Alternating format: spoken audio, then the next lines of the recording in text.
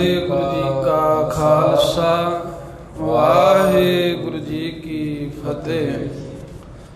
पतत पावन भगत वत्सल कृपा निधान, जुगो जुग अटल चवर छतर तख्त दे मालक।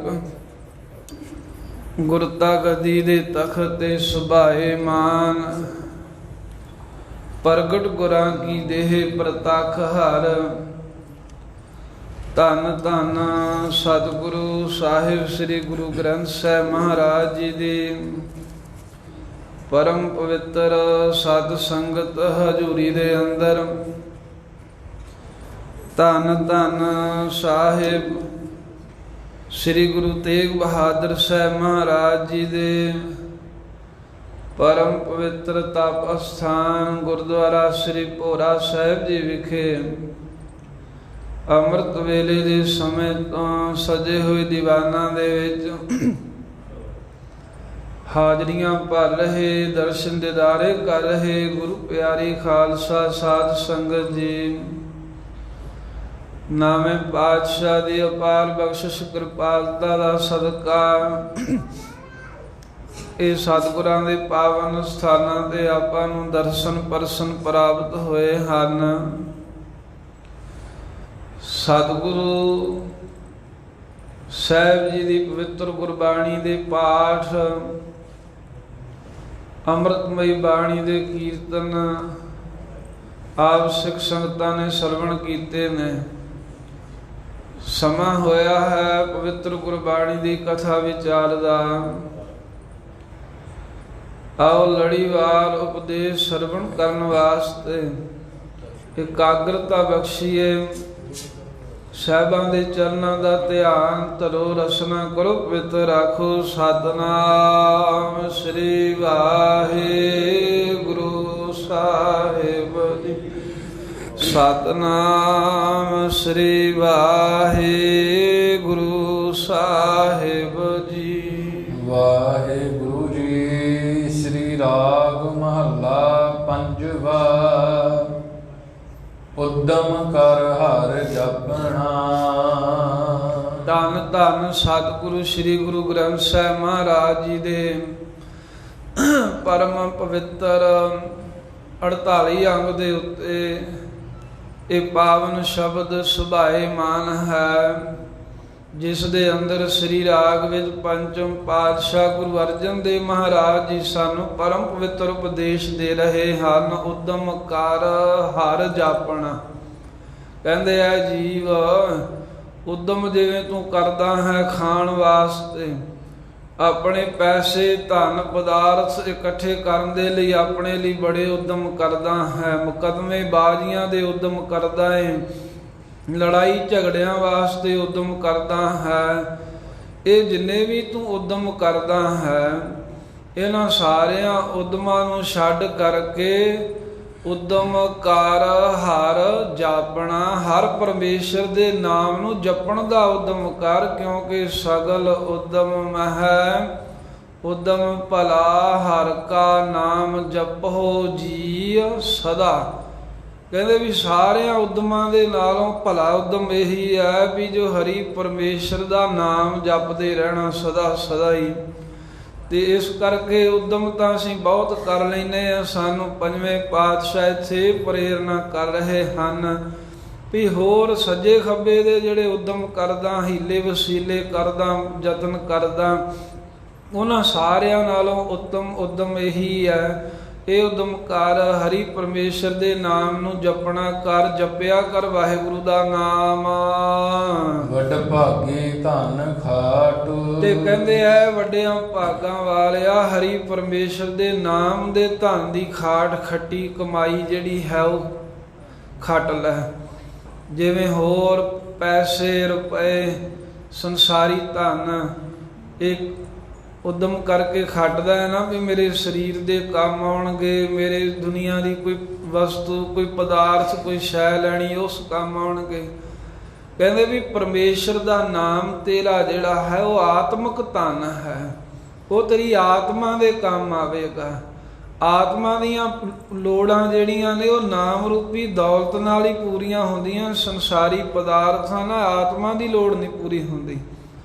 ਇਹੀ ਕਾਰਨ ਹੈ ਵੀ ਸੋਹਣੇ ਸੋਹਣੇ ਕੱਪੜੇ ਪਾ ਕੇ ਚੰਗੇ ਪਦਾਰਥ ਖਾ ਕੇ ਵੀ ਬੰਦਾ ਦੁਖੀ ਹੁੰਦਾ ਕਈ ਵਾਰ, ਕਿਉਂਕਿ ਆਤਮਾ ਦੀ ਤਾਂ ਉਹ ਖੁਰਾਕ ਲੈ ਹੀ ਨਹੀਂ ਰਿਹਾ। ਰੂਹ ਦੀ ਖੁਰਾਕ ਤਾਂ ਉਹਨੂੰ ਪ੍ਰਾਪਤ ਹੋ ਹੀ ਨਹੀਂ ਰਹੀ। ਇਹ ਤਾਂ ਇਸੇ ਤਰ੍ਹਾਂ ਹੀ ਹੈ ਨਾ ਵੀ ਕੋਈ ਰੁੱਖ ਸੁੱਕ ਰਿਹਾ ਹੋਵੇ ਤਾਂ ਜੜ੍ਹਾਂ 'ਚ ਪਾਣੀ ਪਾਉਣ ਦੀ ਥਾਂ ਤੇ ਕੋਈ ਉਹਦੇ ਪੱਤੇ ਧੋਈ ਜਾਵੇ, ਟਹਿਣੀਆਂ ਨੂੰ ਧੋਈ ਜਾਵੇ, ਤਣੇ ਨੂੰ ਸਾਫ਼ ਕਰੀ ਜਾਵੇ। ਕੋਈ ਆਖੇ ਵੀ ਇਹ ਸੁੱਕਦਾ ਜਾਂਦਾ, ਕੋਈ ਉਦਮ ਨਹੀਂ ਕਰਦਾ। ਕਹਿੰਦੇ ਉਦਮ ਕਰਦਾ ਮੈਂ, ਪੱਤੇ ਵੀ ਧੋਤੇ ਆ, ਟਹਿਣੀਆਂ ਵੀ ਧੋਤੀਆਂ, ਪਰ ਫੇਰ ਵੀ ਪਤਾ ਨਹੀਂ ਕੀ ਕਾਰਨ ਹੈ। ਸਾਧ ਸੰਗਤ ਸਿਆਣਾ ਮਨੁੱਖ ਕਹੂਗਾ ਵੀ ਟਹਿਣੀਆਂ ਧੋ ਨਾ ਧੋ ਸਰ ਜਾਊਗਾ। ਇਹ ਜੋ ਜੜ੍ਹਾਂ ਨੇ ਦਰਖਤ ਦੀਆਂ ਇਹਨੂੰ ਪਾਣੀ ਦਿਆ ਕਰ, ਇਹਦੀ ਸੰਭਾਲ ਕਰ, ਫਲ ਆਪਣੇ ਆਪ ਹੀ ਲੱਗੇਗਾ। ਇਸੇ ਪ੍ਰਕਾਰ ਸਰੀਰ ਨੂੰ ਸਵਾਰਨ ਬਣਾਉਣ ਦੇ ਉਦਮ ਜਿੰਨੇ ਮਰਜ਼ੀ ਅਸੀਂ ਕਰ ਲਈਏ, ਇਹ ਕਰੀ ਜਾਓ, ਪਰ ਆਤਮਾ ਨੂੰ ਇਹਦੇ ਨਾਲ ਸਕੂਨ, ਆਤਮਾ ਨੂੰ ਇਹਦੇ ਨਾਲ ਸੁੱਖ ਨਹੀਂ ਮਿਲਣਾ, ਆਤਮਕ ਲਾਭ ਇਹਦੇ ਵਿੱਚੋਂ ਨਹੀਂ ਮਿਲਣਾ।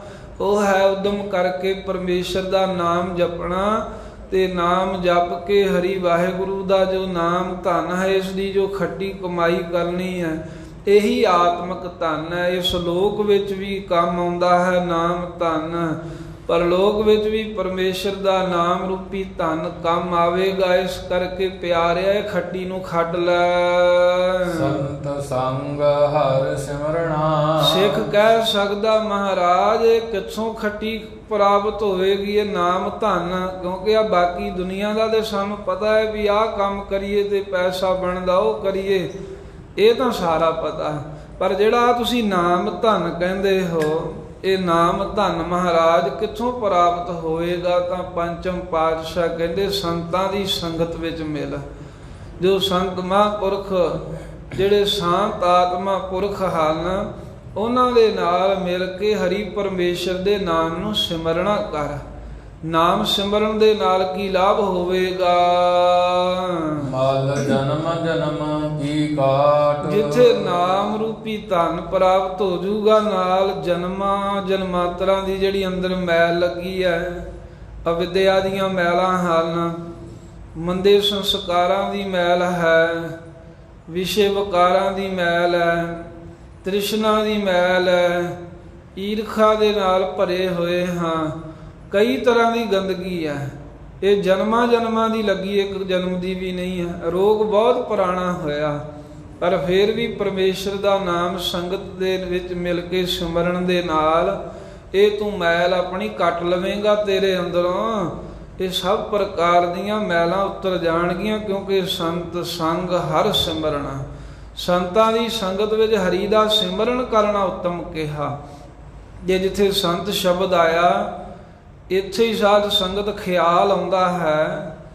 ਅਗਲੀ ਆਪਾਂ ਵਿਚਾਰ ਸਰਵਣ ਕਰੀਏ ਉਸ ਤੋਂ ਪਹਿਲਾਂ ਵੀ ਜਿਹੜਾ ਅੱਜ ਦਾ ਪਾਵਨ ਦਿਹਾੜਾ ਮਨਾਇਆ ਜਾ ਰਿਹਾ ਹੈ, ਉਹ ਵੀ ਸੰਤ ਮਹਾਂਪੁਰਖ ਦੀ ਸੰਗਤ ਕਰਨ ਦੇ ਮਹਾਤਮ ਕਰਕੇ ਮਨਾਇਆ ਜਾ ਰਿਹਾ ਹੈ।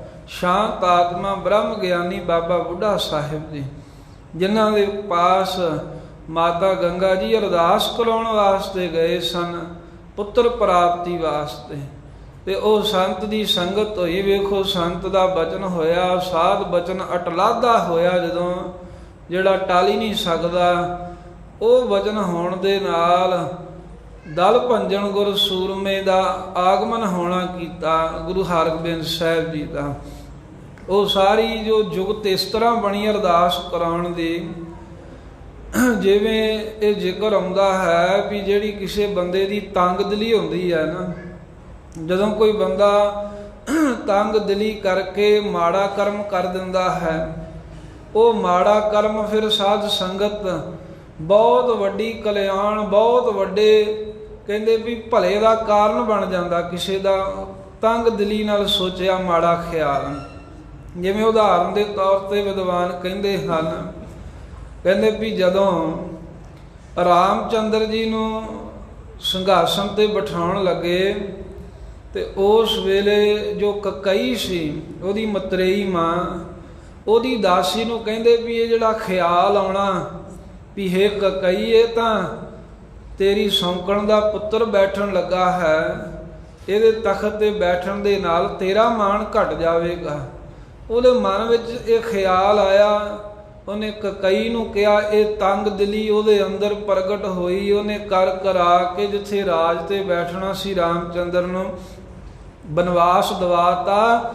ਤੇ ਕਹਿੰਦੇ ਵੀ ਉਸ ਦਾਸੀ ਦੇ ਮਨ ਵਿੱਚ ਇਹ ਭੈੜਾ ਖਿਆਲ ਜੇ ਆਉਂਦਾ ਹੀ ਨਾ, ਜੇ ਉਹਦੇ ਮਨ ਵਿੱਚ ਇਹ ਮਾੜੀ ਸੋਚ ਉੱਠਦੀ ਹੀ ਨਾ, ਤਾਂ ਕਿੱਥੇ ਹਿੰਦੁਸਤਾਨ ਦੇ ਗਲੀ ਕੂਚਿਆਂ ਦੇ ਵਿੱਚ ਰਾਮਚੰਦਰ ਰਾਜੇ ਦਾ ਹੁਣ ਤੀਕਰ ਜਸ ਕਿਹਾ ਜਾਣਾ ਸੀ। ਕਿੱਥੇ ਰਾਵਣ ਨੂੰ ਹੁਣ ਤੀਕਰ ਲਾਹਣਤਾਂ ਪੈਣੀਆਂ ਸਨ। ਇੱਕ ਕਿਸੇ ਦੇ ਤੰਗ ਦਿਲੀ ਦੇ ਖਿਆਲ ਕਰਕੇ ਰਾਵਣ ਦਾ ਮਰਨਾ ਹੋਇਆ ਤੇ ਰਾਮਚੰਦਰ ਦਾ ਜਸ ਹਰ ਥਾਂ ਤੇ ਸਨਾਤਨੀ ਲੋਕ ਗਾਉਂਦੇ ਹਨ। ਇਸੇ ਤਰ੍ਹਾਂ ਹੀ ਮੰਦਾ ਖਿਆਲ ਪ੍ਰਗਟ ਹੋਇਆ ਪ੍ਰਿਥੀ ਚੰਦ ਅਤੇ ਉਹਦੀ ਘਰ ਵਾਲੀ ਕਰਮੋ ਦੇ ਮਨ ਵਿੱਚ। ਜੇ ਮੰਨੋ ਵੀ ਉਹਨਾਂ ਦੇ ਮਨ ਵਿੱਚ ਮੰਦਾ ਖਿਆਲ ਉਪਜਦਾ, ਨਾ ਮਿਹਣਾ ਹੀ ਨਾ ਮਾਰਦੇ ਮਾਤਾ ਗੰਗਾ ਜੀ ਨੂੰ। ਇਹ ਮਿਹਣੇ ਦੇ ਵਿੱਚੋਂ ਹੀ ਫਿਰ ਅੱਗੇ ਅਰਦਾਸ ਪੈਦਾ ਹੋਈ। ਅਰਦਾਸ ਦੇ ਵਿੱਚੋਂ ਦਲ ਭੰਜਨ ਗੁਰ ਸੂਰਮਾ ਵੜ ਜੋਧਾ ਬਹੁ ਪਰ ਉਪਕਾਰੀ।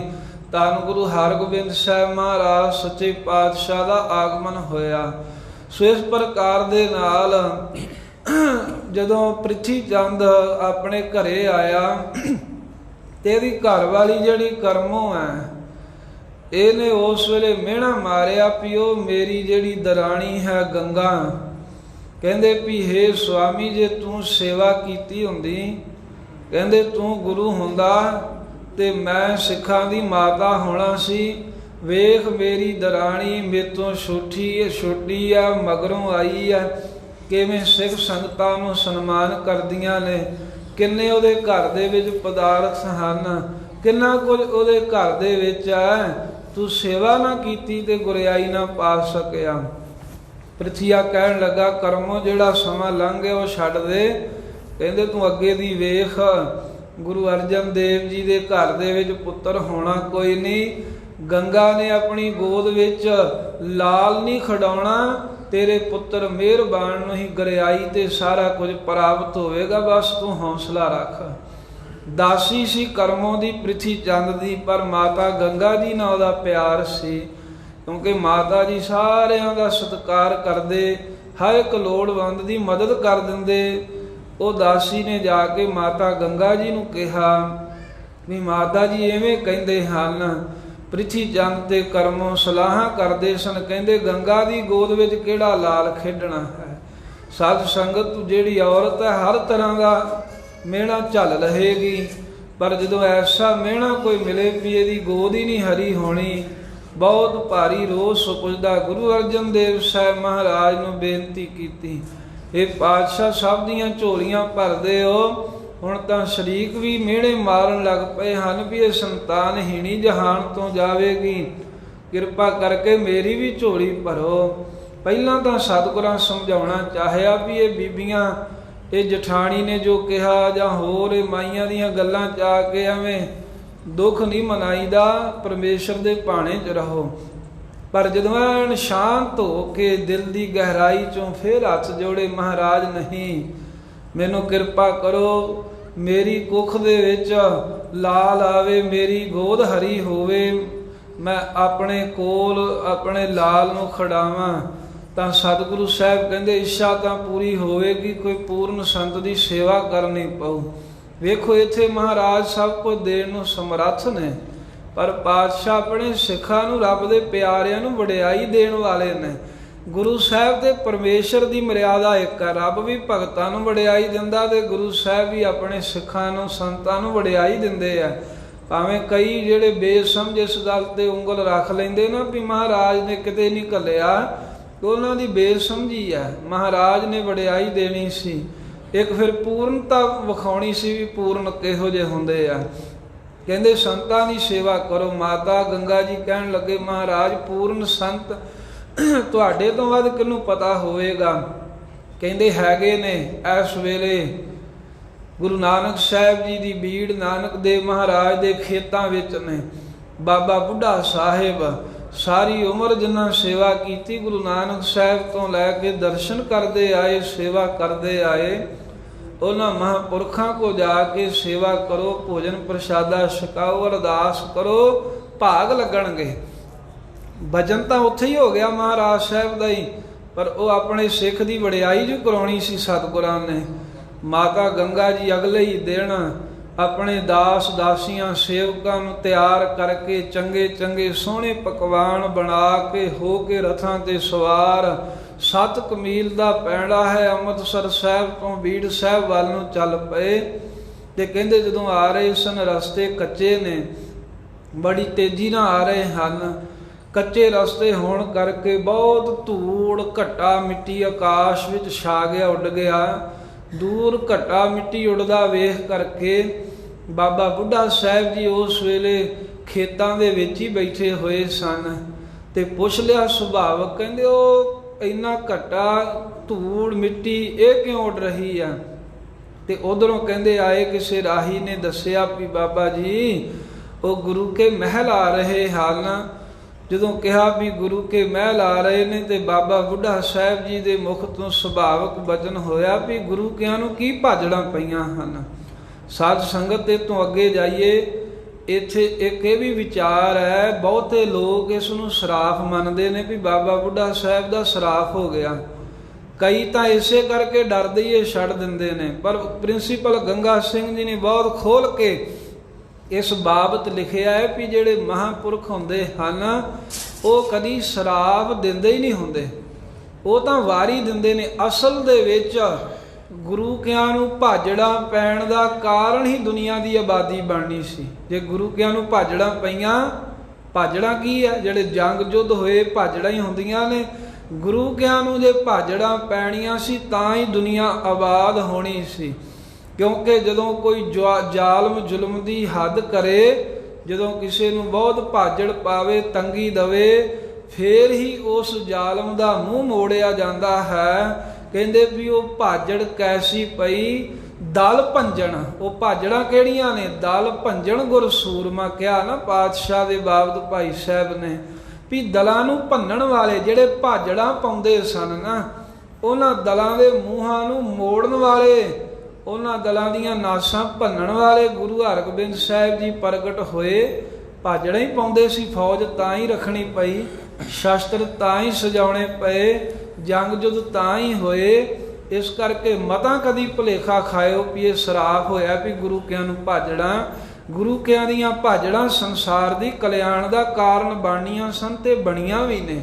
ਸਤਿਗੁਰੂ 10ਵੇਂ ਪਾਤਸ਼ਾਹ ਨੇ ਕਹਿ ਦਿੱਤਾ ਸੀ ਨਾ ਵੀ ਪੰਥ ਵਸੈ ਮੈਂ ਉਜੜਾ ਮਨ ਚਾਓ ਕਨੇਰਾ। ਪੰਥ ਵਸਦਾ ਰਹੇ, ਮੈਂ ਉਜੜ ਜਾਵਾਂ, ਮੈਨੂੰ ਭਾਜੜਾਂ ਪਈਆਂ ਰਹਿਣ, ਪਰ ਮੇਰਾ ਮਨ ਫੇਰ ਵੀ ਖੁਸ਼ ਹੋਵੇਗਾ। ਇਸ ਕਰਕੇ ਬੜਾ ਵੱਡਾ ਇੱਕ ਭੁਲੇਖਾ ਜਿਹੜੇ ਕਹਿ ਦਿੰਦੇ ਵੀ ਬਾਬਾ ਬੁੱਢਾ ਸਾਹਿਬ ਨੇ ਸਰਾਫ ਦਿੱਤਾ। ਤੇ ਕਈ ਤਾਂ ਬਿਲਕੁਲ ਗੱਲ ਛੱਡ ਹੀ ਜਾਂਦੇ ਨੇ, ਕਿਉਂਕਿ ਉਹ ਵਿਚਾਰਦੇ ਨਹੀਂ ਵੀ ਮਹਾਂਪੁਰਖਾਂ ਦੇ ਬਚਨ ਐਵੇਂ ਨਹੀਂ ਹੁੰਦੇ, ਇਹ ਬਹੁਤ ਵੱਡੇ ਕਲਿਆਣਕਾਰੀ ਬਚਨ ਹੁੰਦੇ ਨੇ। ਸੋ ਇਸ ਤਰ੍ਹਾਂ ਬਾਬਾ ਬੁੱਢਾ ਸਾਹਿਬ ਜੀ ਨੇ ਕਿਹਾ ਵੀ ਗੁਰੂ ਕਿਆਂ ਨੂੰ ਕੀ ਭਾਜੜਾਂ ਪਈਆਂ। ਉਹ ਇੰਨੇ ਨੂੰ ਮਾਤਾ ਜੀ ਤੇ ਬਾਕੀ ਸੇਵਕ ਦਾਸ ਦਾਸੀਆਂ ਆਣ ਪਹੁੰਚੇ, ਪਦਾਰਥ ਅੱਗੇ ਰੱਖੇ, ਤੇ ਆਉਂਦਿਆਂ ਨੂੰ ਕਿਸੇ ਨੇ ਦੱਸ ਦਿੱਤਾ ਵੀ ਬਾਬਾ ਜੀ ਦਾ ਐਸਾ ਬਚਨ ਹੋਇਆ। ਮਾਤਾ ਜੀ ਦਾ ਦਿਲ ਜਿਹੜਾ ਪਹਿਲਾਂ ਚਾਅ ਨਾਲ ਆ ਰਹੇ ਸੀ ਉਹ ਦੇਰੀ ਢਹਿ ਗਿਆ। ਪਦਾਰਥ ਰੱਖੇ, ਖਾਧੇ ਨਾ ਖਾਧੇ, ਕੋਈ ਬਾਬਾ ਬੁੱਢਾ ਸਾਹਿਬ ਜੀ ਨੇ ਬਹੁਤੀ ਰੁਚੀ ਵਿਖਾਈ ਹੋਈ ਨਾ। ਕਈਆਂ ਤਾਂ ਇਹ ਲਿਖਿਆ ਵੀ ਮਾਤਾ ਜੀ ਤਾਂ ਚੁੱਪ ਕਰਕੇ ਹੀ ਵਾਪਸੀ ਆ ਗਏ, ਫਿਰ ਹੋਰ ਬੇਨਤੀ ਕਰਨ ਦਾ ਹੀਆ ਹੀ ਨਾ ਪਿਆ। ਪਰ ਉਹ ਅਰਦਾਸ ਕੀਤੀ ਸੀ, ਆਏ ਜੀ ਅਸੀਂ ਅਰਦਾਸ ਕਰਾਉਣੀ ਸੀ ਸੰਤਾਨ ਪ੍ਰਾਪਤ ਹੋਵੇ। ਤਾਂ ਬਾਬਾ ਬੁੱਢਾ ਸਾਹਿਬ ਜੀ ਕਹਿਣ ਲੱਗੇ ਵੀ ਮੈਂ ਤਾਂ ਗੁਰੂ ਘਰ ਦਾ ਘਾਵ ਖੋਦਣ ਵਾਲਾ, ਇਹ ਤਾਂ ਸਤਿਗੁਰੂ ਸਾਹਿਬ ਗੁਰੂ ਰਾਮਦਾਸ ਦੇ ਦਰ ਤੋਂ ਹੀ ਗੁਰੂ ਪੰਚਮ ਪਾਤਸ਼ਾਹ ਦੇ ਕੋਲੋਂ ਸਭ ਕੁਝ ਮਿਲਣਾ ਹੈ। ਇਵੇਂ ਬਚਨ ਨਿਰਾਸ਼ੇ ਜੇ ਸੁਣ ਕੇ, ਨਿਰਾਸ਼ੇ ਜੇ ਹੋ ਕੇ ਮਾਤਾ ਗੰਗਾ ਜੀ ਵਾਪਸ ਆ ਗਏ। ਆ ਕੇ ਗੁਰੂ ਅਰਜਨ ਦੇਵ ਸਾਹਿਬ ਮਹਾਰਾਜ ਨੂੰ ਦੱਸਿਆ ਵੀ ਉਹਨਾਂ ਤਾਂ ਇਉਂ ਬਚਨ ਕਹਿ ਦਿੱਤਾ। ਤਾਂ ਮਹਾਰਾਜ ਸਾਹਿਬ ਕਹਿੰਦੇ ਗੰਗਾ ਜੀ ਡਰਨ ਦੀ ਘਾਬਰਨ ਦੀ ਲੋੜ ਨਹੀਂ ਹੈ। ਜਿਵੇਂ ਮਿਸ਼ਰੀ ਨੂੰ ਜਿਹੜੇ ਪਾਸਿਓਂ ਵੀ ਖਾਈਏ ਮਿੱਠੀ ਹੁੰਦੀ ਹੈ, ਐਵੇਂ ਮਹਾਂਪੁਰਖ ਜਿਹੜਾ ਵੀ ਬਚਨ ਕਰਨ ਉਹਦੇ ਵਿੱਚ ਭਲਾ ਹੀ ਹੁੰਦਾ, ਉਹ ਕਲਿਆਣ ਵਾਸਤੇ ਹੀ ਹੁੰਦਾ ਏ। ਪਰ ਇਹ ਕਹਿੰਦੇ ਵੀ ਗਏ ਕਿਵੇਂ ਸੀ ਮਹਾਰਾਜ? ਐਵੇਂ ਰਥਾਂ ਤੇ ਭੋਜਨ ਲੈ ਕੇ। ਕਹਿੰਦੇ ਇੱਦਾਂ ਕਰਨਾ ਵੀ ਜਾਓ ਤੁਸੀਂ ਕੱਲ ਨੂੰ ਫੇਰ, ਪਰ ਜਾਣਾ ਇਸ ਤਰ੍ਹਾਂ ਨਹੀਂ। ਮਹਾਰਾਜ ਕਿਵੇਂ, ਮੈਨੂੰ ਤੁਸੀਂ ਆਪ ਸਮਝਾ ਦਿਓ। ਪਾਤਸ਼ਾਹ ਕਹਿਣ ਲੱਗੇ, ਉਹ ਇੰਦਰੀ ਜਿੱਤ ਸਿੱਖ ਹੈ, ਜਿਵੇਂ ਉਹ ਆਪ ਸਾਦਗੀ 'ਚ ਰਹਿੰਦਾ, ਜਿਵੇਂ ਆਪ ਰੰਬਾ ਲੈ ਕੇ ਗੁਰੂ ਕੇ ਖੇਤਾਂ 'ਚ ਘਾਹ ਖੋਦਦਾ ਹੈ, ਜਿਵੇਂ ਆਪ ਭਾਵਨਾ ਦੇ ਨਾਲ ਸੇਵਾ ਕਰਦਾ, ਉੱਦਾਂ ਦਾ ਸਾਦਗੀ ਵਾਲਾ ਆਪਣਾ ਲਿਬਾਸ ਬਣਾ ਕੇ ਜਾਓ। ਫਿਰ ਅੰਮ੍ਰਿਤ ਵੇਲੇ ਤਾਂ ਉੱਠਦੇ ਹੀ ਹੋ, ਅੱਜ ਹੋਰ ਤੜਕੇ ਵੱਡੇ ਅੰਮ੍ਰਿਤ ਵੇਲੇ ਉੱਠੋ। ਅੰਮ੍ਰਿਤ ਵੇਲੇ ਉੱਠ ਕੇ ਪਹਿਲਾਂ ਇਸ਼ਨਾਨ ਕਰਕੇ ਫਿਰ ਆਪਣਾ ਨਿਤਨੇਮ ਪੂਰਾ ਕਰੋ, ਪਾਠ ਕਰਕੇ ਫਿਰ ਆਪਣੇ ਹੱਥੀ ਮਹਾਰਾਜ ਸਾਹਿਬ ਜੀ ਕਹਿੰਦੇ ਚੱਕੀ ਚਲਾ ਕੇ ਦਾਣੇ ਪੀਓ। ਦਾਣੇ ਪੀ ਕੇ ਮਿੱਸੇ ਪ੍ਰਸ਼ਾਦੇ ਤਿਆਰ ਕਰੋ। ਮਿੱਸੇ ਪ੍ਰਸਾਦੇ ਤਿਆਰ ਕਰਕੇ ਦੁੱਧ ਰਿੜਕ ਕੇ ਸੰਘਣੀ ਲੱਸੀ ਬਣਾ ਕੇ ਨਾਲ ਮੱਖਣ ਦਾ ਪੇੜਾ ਤੇ ਰੱਖ ਕੇ ਪ੍ਰਸ਼ਾਦਿਆਂ ਤੇ ਗੰਢਾ ਗੁਰੂ ਗੁਰੂ ਜਪਦਿਆਂ ਭਾਵਨਾ ਦੇ ਨਾਲ ਨੰਗੇ ਪੈਰੀ ਪ੍ਰੇਮਾ ਭਗਤੀ ਵਿਖਾਉਂਦਿਆਂ ਹੋਇਆਂ ਅੰਮ੍ਰਿਤਸਰ ਸਾਹਿਬ ਤੋਂ ਚੱਲ ਕੇ ਬੀੜ ਸਾਹਿਬ ਜਾਓ। ਇਹ ਬਖਸ਼ਿਸ਼ ਹੋਵੇਗੀ। ਇਹ ਸਤਿਗੁਰਾਂ ਸਮਝਾਤਾ। ਐਵੇਂ ਕੀਤਾ ਸ੍ਰੀ ਮਾਤਾ ਗੰਗਾ ਜੀ ਨੇ। ਅੰਮ੍ਰਿਤ ਵੇਲੇ ਸਾਰੀ ਮਰਿਆਦਾ ਕਰਕੇ ਪ੍ਰਸ਼ਾਦੇ ਤਿਆਰ ਕਰ ਲਏ, ਆਪਣੇ ਸਿਰ ਦੇ ਉੱਤੇ ਸਾਧ ਸੰਗਤ ਜੀ ਪ੍ਰਸ਼ਾਦੇ ਰੱਖ ਲਏ, ਨਾਲ ਲੱਸੀ ਹੋਰ ਜੋ ਸਮਾਨ ਸੀ ਸਭ ਕੁਝ ਲੈ ਲਿਆ। ਬਹੁਤੇ ਜ਼ਿਆਦੇ ਨਾਲ ਨਹੀਂ ਲਏ, ਇੱਕ ਦੋ ਸੇਵਕ ਦਾਸੀਆਂ ਨਾਲ ਗਈਆਂ ਮਾਤਾ ਜੀ ਦੇ। ਨੰਗੇ ਚਰਣੀ ਸਹਿਜੇ ਸਹਿਜੇ ਚੱਲਦੇ ਆ, ਗੁਰੂ ਗੁਰੂ ਜਪਦੇ ਆ, ਵਾਹਿਗੁਰੂ ਵਾਹਿਗੁਰੂ ਦਾ ਅਭਿਆਸ ਕਰਦੇ ਆ। ਆਏ ਜਦੋਂ ਖੇਤਾਂ ਦੇ ਵਿੱਚ, ਖੇਤਾਂ ਦੀ ਵੱਟ ਤੇ ਡੰਡੀ ਤੇ ਤੁਰੇ ਆਉਂਦਿਆਂ ਨੂੰ ਦੂਰੋਂ ਹੀ ਵੇਖ ਕੇ, ਕਿਉਂਕਿ ਇੱਧਰ ਪਹਿਲਾਂ ਹੀ ਬਾਬਾ ਬੁੱਢਾ ਸਾਹਿਬ ਰੰਬਾ ਫੜਿਆ ਤੇ ਖੇਤਾਂ ਵਿੱਚ ਬੈਠੇ ਸਨ, ਤੇ ਵਾਰ-ਵਾਰ ਗੁਰੂ ਰਾਮਦਾਸ ਸਾਹਿਬ ਦੀ ਪੁਰੀ ਵੱਲ ਵੇਖੀ ਜਾ ਰਹੇ। ਉਧਰ ਵੇਖ ਰਹੇ ਵੀ ਹਾਲਾਂ ਆਇਆ ਕੋਈ ਨਹੀਂ, ਹਾਲਾਂ ਆਇਆ ਕੋਈ ਨਹੀਂ। ਜਦੋਂ ਦੂਰੋਂ ਸ੍ਰੀ ਮਾਤਾ ਗੰਗਾ ਜੀ ਨਜ਼ਰ ਪਏ ਤਾਂ ਉਸੇ ਵੇਲੇ ਕਾਹਲੀ ਦੇ ਨਾਲ ਬਾਬਾ ਬੁੱਢਾ ਸਾਹਿਬ ਜੀ ਉੱਠੇ ਤੇ ਨਾਲੇ ਮੁਖ ਦੇ ਵਿੱਚੋਂ ਬਚਨ ਕਰਦੇ ਜਾ ਰਹੇ, ਮਾਂ ਆ ਗਈ ਹੈ। ਬੜੀ ਭੁੱਖ ਦੀ ਤੜਫ ਸੀ, ਜਿਵੇਂ ਬੜਾ ਖੁੱਦਿਆ ਤਰ ਪੁਰਖ ਹੁੰਦਾ। ਮਾਂ ਨੂੰ ਪਤਾ ਹੁੰਦਾ ਹੈ ਨਾ ਵੀ ਮੇਰਾ ਪੁੱਤ ਇਹ ਕੁਝ ਖਾਣਾ ਮੰਗਦਾ ਹੈ, ਕੁਝ ਚਾਹੁੰਦਾ ਹੈ। ਇਸ ਤਰ੍ਹਾਂ ਪਿਆਰ ਦੇ ਬਚਨ ਕਹਿੰਦਿਆਂ ਹੋਇਆਂ ਅੱਗੋਂ ਆਪ ਹੋ ਕਰਕੇ ਮਾਤਾ ਜੀ ਦੇ ਸਿਰ ਤੋਂ ਪ੍ਰਸ਼ਾਦੇ ਹੇਠਾਂ ਰੱਖ ਲਏ, ਆਪ ਹੀ ਗੰਢਾਂ ਖੋਲੀ ਜਾਣ, ਨਾਲੇ ਤਾਂ ਹੱਥ ਦੇ ਉੱਤੇ ਪ੍ਰਸ਼ਾਦੇ ਰੱਖ ਲਏ, ਬਰਤਨ ਦੇ ਵਿੱਚ ਲੱਸੀ ਉੱਤੇ ਮੱਖਣ ਤੇ ਗੰਢਾ ਰੱਖਿਆ, ਬਚਨ ਕਰੀ ਜਾਣ ਪ੍ਰੇਮ ਦੇ। ਖੁਸ਼ੀ ਦਾ ਮੌਕਾ ਜਾਣ ਕੇ ਮਾਤਾ ਜੀ ਨੇ ਵੀ ਬੇਨਤੀ ਕਰ ਦਿੱਤੀ ਵੀ ਹੇ ਸੰਤ ਬਾਬਾ ਬੁੱਢਾ ਸਾਹਿਬ ਜੀ ਕਿਰਪਾ ਕਰੋ, ਲਾਲ ਖੇਡੇ ਸੰਤਾਨ ਦੀ ਪ੍ਰਾਪਤੀ ਹੋਵੇ। ਇਹ ਮਾਤਾ ਜੀ ਨੇ ਬਚਨ ਕੀਤੇ। ਬਾਬਾ ਬੁੱਢਾ ਸਾਹਿਬ ਜੀ ਨਾਲੇ ਤਾਂ ਪ੍ਰਸ਼ਾਦਾ ਛਕਣ ਦੇ ਵਾਸਤੇ ਤਿਆਰੀ ਕਰੀ ਜਾ ਰਹੇ ਨੇ। ਕਹਿਣ ਲੱਗੇ, ਮਾਤਾ ਜੀ ਗੁਰੂ ਨਾਨਕ ਸਾਹਿਬ ਦੀ ਕਿਰਪਾ ਹੋਵੇਗੀ, ਤੁਹਾਡਾ ਉਹ ਪੁੱਤਰ ਹੋਵੇਗਾ, ਪਰ ਜਗਤ ਦਾ ਉਹ ਪਿਤਾ ਹੋਵੇਗਾ। ਜਿਵੇਂ ਵੇਖੋ ਸਾਰੇ ਖੇਤ ਲਹਿਰਾ ਰਹੇ ਹਨ, ਐਵੇਂ ਉਹਦੇ ਆਉਣ ਦੇ ਨਾਲ ਸਾਰੀ ਦੁਨੀਆ ਨੂੰ ਹਲਾਰਾ ਮਿਲੇਗਾ। ਜਿਵੇਂ ਬੀੜ ਦੇ ਵਿੱਚ, ਖੇਤਾਂ ਦੇ ਵਿੱਚ ਉੱਚੇ ਉੱਚੇ ਦਰਖਤ ਹਨ, ਇਸ ਤਰ੍ਹਾਂ ਉੱਚੇ ਲੰਮੇ ਕੱਦ ਵਾਲਾ ਹੋਵੇਗਾ। ਤੇ ਇਹਨੇ ਨੂੰ ਗੰਢਾ ਮੁੱਕੀ ਮਾਰ ਕੇ ਭੰਨਿਆ। ਕਹਿੰਦੇ ਜਿਵੇਂ ਅਸੀਂ ਗੰਢਾ ਭੰਨਿਆ ਹੈ, ਉਹ ਦੁਸ਼ਟਾਂ ਦੇ ਜ਼ਾਲਮਾਂ ਦੇ ਸਿਰ ਭੰਨੇਗਾ। ਬਾਬਾ ਬੁੱਢਾ ਸਾਹਿਬ ਜੀ ਦੇ ਮੁਖ ਦੇ ਵਿੱਚੋਂ ਸਾਧ ਸੰਗਤ ਇਹ ਬਚਨ ਹੋ ਗਿਆ ਤੇ ਗੁਰੂ ਹਰਗੋਬਿੰਦ ਸਾਹਿਬ ਮਹਾਰਾਜ ਸਾਹਿਬ ਦੇ ਆਗਮਨ ਦਾ ਮੁੱਢ ਵੱਜ ਗਿਆ। ਛੇਵੇਂ ਪਾਤਸ਼ਾਹ ਦੇ ਸੰਸਾਰ ਦੀ ਕਲਿਆਣ ਵਿੱਚ, ਸੰਸਾਰ ਦੀ ਕਲਿਆਣ ਕਰਨ ਵਾਸਤੇ ਜਗਤ ਵਿੱਚ ਆਉਣ ਦਾ ਕਾਰਨ ਬਣ ਗਿਆ। ਮਾਤਾ ਗੰਗਾ ਜੀ ਬੜੀ ਖੁਸ਼ੀ ਦੇ ਨਾਲ ਆ ਕੇ ਗੁਰੂ ਅਰਜਨ ਦੇਵ ਮਹਾਰਾਜ ਸਾਹਿਬ ਨੂੰ ਸਾਰੀ ਵਾਰਤਾ ਸੁਣਾਈ। ਸਾਰੀ ਸੰਗਤ ਵਿੱਚ ਖੁਸ਼ੀਆਂ ਦੀ ਲਹਿਰ ਫੈਲ ਗਈ, ਕਿਉਂਕਿ ਹਰ ਇੱਕ ਸਿੱਖ ਦੇ ਮਨ ਵਿੱਚ ਭਰੋਸਾ। ਕਹਿੰਦੇ ਜੇ ਬਾਬਾ ਬੁੱਢਾ ਸਾਹਿਬ ਜੀ ਨੇ ਕਿਹਾ ਹੈ ਵੀ ਮਾਂ ਬਲੀ ਸੂਰਮਾ ਪੈਦਾ ਹੋਵੇਗਾ, ਮਾਂ ਤੇਰਾ ਪੁੱਤਰ ਹੋਵੇਗਾ, ਪਰ ਸਾਡਾ ਸਾਰੇ ਜਗਤ ਦੇ ਲੋਕਾਂ ਦਾ ਉਹ ਪਿਤਾ ਹੋਵੇਗਾ, ਤਾਂ ਸਿੱਖ ਸੰਗਤਾਂ ਦੇ ਵਿੱਚ ਨਿਸ਼ਚਾ ਵੱਜ ਗਿਆ ਵੀ ਸਾਧ ਬਚਨ ਅਟਲਾਦਾ। ਬਾਬਾ ਬੁੱਢਾ ਸਾਹਿਬ ਜੀ ਦਾ ਬਚਨ ਅਟਲ ਹੈ। ਉਹ ਦਿਹਾੜਾ ਅੱਜ ਮਨਾਇਆ ਜਾ ਰਿਹਾ ਹੈ 1651 ਦੇ ਵਿੱਚ, ਅੱਸੂ ਮਹੀਨੇ ਦੇ ਵਿੱਚ ਬਾਬਾ ਬੁੱਢਾ ਸਾਹਿਬ ਜੀ ਦੇ ਮੁਖ ਤੋਂ ਇਹ ਬਚਨ ਪ੍ਰਗਟ ਹੋਏ ਸਨ। ਸੋ ਇਸ ਤਰ੍ਹਾਂ ਕਹਿਣ ਤੋਂ ਭਾਵ ਇੱਥੇ ਨਾਲ ਹੀ ਇਹ ਬੇਨਤੀ ਕਰ ਦਈਏ, ਬਹੁਤੇ ਲੋਕ ਸਾਧ ਸੰਗਤ ਇਸ ਗੱਲ ਦੇ ਉੱਤੇ ਜਿਹੜੇ ਪੜ੍ਹੇ ਲਿਖੇ ਹੋ ਗਏ ਹੈ ਜਾਂ ਕੋਈ ਨਵੇਂ ਕੋਰਸ ਕਰ ਲਏ ਉਹ ਭਰੋਸਾ ਨਹੀਂ ਰੱਖਦੇ। ਪਰ ਇਹ ਗੱਲ ਵੇਖੋ ਵੀ ਪੰਜਵੇਂ ਪਾਤਸ਼ਾਹ ਨੇ ਸੰਤ ਦੇ ਲੱਛਣ ਕਰਕੇ ਵਿਖਾਤੇ ਦੇ ਵਿੱਚ ਹੀ ਵੀ ਸੰਤ ਦੇ ਕੋਲ ਜਾਣਾ, ਪਰ ਜਾਣਾ ਕਿਹੋ ਜਿਹਾ ਕੋ ਜਿਹੋ ਜਿਹੇ ਬਾਬਾ ਬੁੱਢਾ ਸਾਹਿਬ ਹੱਥੀਂ ਕਿਰਤ ਕਰ ਰਹੇ ਆ, ਹੱਥ ਵਿੱਚ ਰੰਬਾ ਹੈ। ਕਹਿਣ ਨੂੰ ਤਾਂ ਅਸੀਂ ਕਹਿ ਦਿੰਦੇ ਵੀ ਬਾਬਾ ਬੁੱਢਾ ਸਾਹਿਬ ਦੀ ਪਦਵੀ, ਉਹਨਾਂ ਦੀ ਪਦਵੀ ਕੌਣ ਲੈ ਸਕਦਾ? ਕੋਈ ਇਹੋ ਜਿਹਾ ਨਹੀਂ ਜੰਮਿਆ। ਬਾਬਾ ਬੁੱਢਾ ਸਾਹਿਬ ਜੀ ਨੇ ਗੁਰੂ ਨਾਨਕ ਸਾਹਿਬ ਤੋਂ ਲੈ ਕੇ ਤੇ ਸਾਧ ਸੰਗਤ ਛੇਵੇਂ ਪਾਤਸ਼ਾਹ ਦੇ ਸਮੇਂ ਤੀਕਰ ਸੇਵਾ ਕੀਤੀ। 125 ਸਾਲ ਉਹਨਾਂ ਦੀ ਅਵਸਥਾ ਹੋਈ ਸਾਰਾ, ਜਿਹਦੇ ਵਿੱਚੋਂ 113 ਸਾਲ ਗੁਰੂ ਘਰ ਵਿੱਚ ਸੇਵਾ ਕਰਦੇ ਰਹੇ ਤੇ 5 ਗੁਰੂ ਸਾਹਿਬਾਨਾਂ ਨੂੰ ਗੁਰਿਆਈ ਗੱਦੀ ਦਾ ਟਿੱਕਾ ਲਾਉਂਦੇ ਰਹੇ, ਦੂਸਰੇ ਪਾਤਸ਼ਾਹ ਤੋਂ ਲੈ ਕੇ ਛੇਵੇਂ ਸਤਿਗੁਰਾਂ ਤੀਕਰ। ਫਿਰ ਬਾਬਾ ਬੁੱਢਾ ਸਾਹਿਬ ਜੀ ਆਪਣੇ ਹੱਥੀਂ ਕਾਰ ਸੇਵਾ ਵੀ ਕਰਾਉਂਦੇ ਰਹੇ, ਸੰਗਤ ਦੇ ਜੋੜੇ ਝਾੜਦੇ ਰਹੇ। ਬਾਬਾ ਬੁੱਢਾ ਸਾਹਿਬ ਜੀ ਲੰਗਰ ਵਰਤਾਉਂਦੇ ਰਹੇ। ਬਾਬਾ ਬੁੱਢਾ ਸਾਹਿਬ ਜੀ 98 ਸਾਲ ਦੇ ਸਨ ਜਦੋਂ ਗੁਰੂ ਗ੍ਰੰਥ ਸਾਹਿਬ ਜੀ ਦੇ ਗ੍ਰੰਥੀ ਥਾਪੇ ਗਏ ਸੇਵਾ ਕਰਨ ਵਾਸਤੇ ਹਰਿਮੰਦਰ ਸਾਹਿਬ ਦੇ। ਬਾਬਾ ਬੁੱਢਾ ਸਾਹਿਬ ਜੀ 100 ਸਾਲ ਦੀ ਉਮਰ ਸੀ ਜਦੋਂ ਬੀੜ ਸਾਹਿਬ ਦੇ ਖੇਤਾਂ ਦੇ ਵਿੱਚ ਨੇ ਤੇ ਉੱਥੇ ਆਪ ਰੰਬਾ ਲੈ ਕੇ ਘਾਹ ਖੋਤਦੇ ਨੇ, ਗੁਰੂ ਕੇ ਘਰ ਦੇ ਮਾਲ ਡੰਗਰ ਮੱਝਾਂ ਗਾਵਾਂ ਨੂੰ ਪੱਠੇ ਪਾਉਂਦੇ ਹਨ, ਉਹਨਾਂ ਦਾ ਗੋਹਾ ਢੋਂਦੇ ਨੇ। ਜਦੋਂ ਗੁਰੂ ਹਰਗੋਬਿੰਦ ਸਾਹਿਬ ਗਵਾਲੀਅਰ ਦੇ ਵਿੱਚ ਕੈਦ ਸਨ, ਜੋ ਗੁਰੂ ਦਾ ਦਲ ਸੀ ਜਿੰਨੀਆਂ ਵੀ ਫੌਜਾਂ, ਉਹਨਾਂ ਦਲ ਦੇ ਜਥੇਦਾਰ ਬਾਬਾ ਬੁੱਢਾ ਸਾਹਿਬ ਨੂੰ ਬਣਾਇਆ। ਘੋੜਿਆਂ ਦੀ ਸੇਵਾ ਕਰਦੇ ਰਹੇ ਨੇ ਬਾਬਾ ਬੁੱਢਾ ਸਾਹਿਬ। ਅਤੇ ਫਿਰ ਸੰਗਤ ਟੁੱਟੇ ਨਾ, ਮਹਾਰਾਜ ਸਾਹਿਬ ਦੀ ਯਾਦ ਦੇ ਵਿੱਚ ਅੰਮ੍ਰਿਤਸਰ ਸਾਹਿਬ ਚੌਂਕੀ ਦੀ ਆਰੰਭਤਾ ਕੀਤੀ। ਆਪ ਅੱਗੇ ਅੱਗੇ ਨਿਸ਼ਾਨ ਸਾਹਿਬ ਫੜ ਕੇ ਪਿੱਛੇ ਸੰਗਤਾਂ ਗੁਰੂ ਗੁਰੂ ਜਪਦੀਆਂ ਅੰਮ੍ਰਿਤ ਸਰੋਵਰ ਦੀ ਪਰਿਕਰਮਾ ਕਰਦੀਆਂ, ਫਿਰ ਹਰਿਮੰਦਰ ਸਾਹਿਬ ਦੇ ਵਿੱਚ ਆਉਂਦੇ। ਅੱਜ ਵੀ ਉਹ ਚੌਂਕੀ ਸਾਹਿਬ ਨਿਕਲਦੀ ਹੈ ਸ਼ਾਮ ਦੇ ਵੇਲੇ, ਰਾਤ ਜੀ ਦਾ ਸਮਾਂ ਹੋ ਜਾਂਦਾ ਜਦੋਂ ਚੌਂਕੀ ਬਾਬਾ ਬੁੱਢਾ ਸਾਹਿਬ ਜੀ ਦੀ ਹਰਿਮੰਦਰ ਸਾਹਿਬ ਦੇ ਅੰਦਰ ਪਹੁੰਚਦੀ, ਉਹਨੂੰ ਇੰਨਾ ਮਾਣ ਮਿਲਦਾ। ਸਾਧ ਸੰਗਤ ਉਦੋਂ ਕੀਰਤਨ ਬੰਦ ਹੋ ਜਾਂਦਾ, ਉਸੇ ਵੇਲੇ ਕੀਰਤਨ ਬੰਦ ਕਰ ਦਿੰਦੇ। ਜਿੰਨਾ ਚਿਰ ਚੌਂਕੀ ਦੇ ਸ਼ਬਦ ਪੜ੍ਹ ਕੇ ਸਮਾਪਤੀ ਨਹੀਂ ਕਰਦੇ ਉਹਨਾਂ ਚਿਰ ਗੁਰਬਾਣੀ ਦਾ ਕੀਰਤਨ ਨਹੀਂ ਅੰਦਰ ਆਰੰਭ ਹੁੰਦਾ।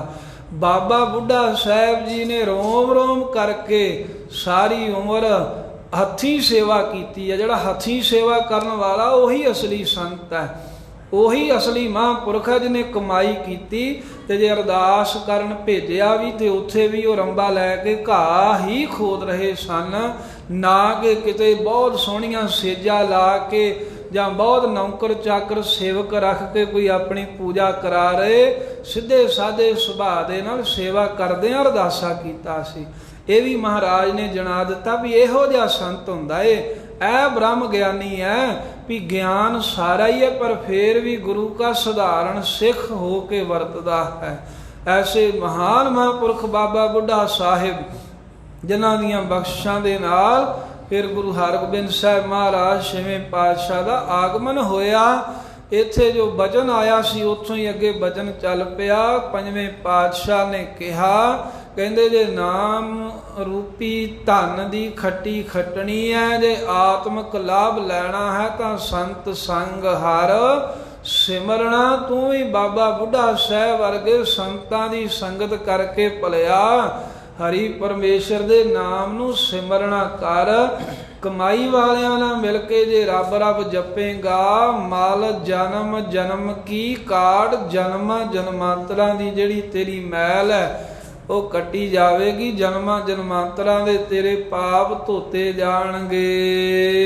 ਮਨ ਮੇਰੇ RAM ਨਾਮ ਜਪ ਜਾਪ। ਇਸ ਕਰਕੇ ਹੇ ਮੇਰਿਆ ਪਿਆਰਿਆ ਮਨਾ, ਇੱਧਰ ਸੱਜੇ ਖੱਬੇ ਦੇ ਖਿਆਲ ਨਾ ਕਰਿਆ ਕਰ ਵੀ ਆਹ ਕਰਨਾ ਉਹ ਕਰਨਾ। ਕਹਿੰਦੇ ਜੇ ਕਰਨਾ ਹੀ ਆ ਤਾਂ ਜੋ ਰਮੰਤੀ ਰਾਮ ਹੈ, ਜੋ ਸਭ ਥਾਵਾਂ ਤੇ ਰਮਿਆ ਹੋਇਆ ਵਾਹਿਗੁਰੂ ਹੈ, ਉਸ ਰਮੇ ਹੋਏ ਰਾਮ ਪਰਮੇਸ਼ਰ ਦੇ ਨਾਮ ਨੂੰ ਜਪਣਾ ਕਰ, ਵਾਹਿਗੁਰੂ ਦਾ ਸਿਮਰਨ ਕਰਿਆ ਕਰ।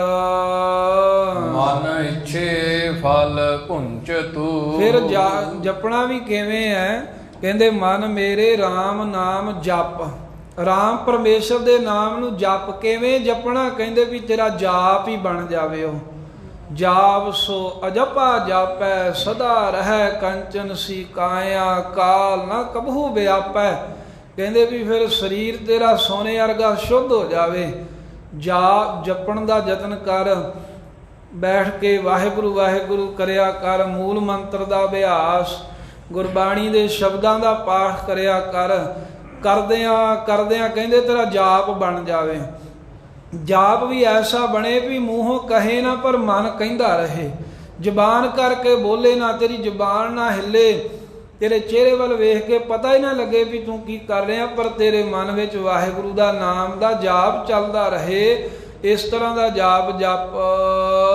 ਮਨ ਇਛੇ ਫਲ ਪੁੰਚ ਤੂੰ, ਮਨ ਇਛੇ ਫਲ ਪੁੰਚ ਤੂੰ। ਫਿਰ ਕਹੀਏ ਮਹਾਰਾਜ ਸਾਨੂੰ ਕੀ ਲਾਭ ਹੋਵੇਗਾ ਇਹਦਾ ਕੋਈ, ਜੇ ਅਸੀਂ ਨਾਮ ਦਾ ਜਾਪ ਜਪਾਂਗੇ ਕੋਈ ਫਾਇਦਾ ਹੋਵੇਗਾ? ਕਹਿੰਦੇ ਬਹੁਤ ਜ਼ਿਆਦਾ।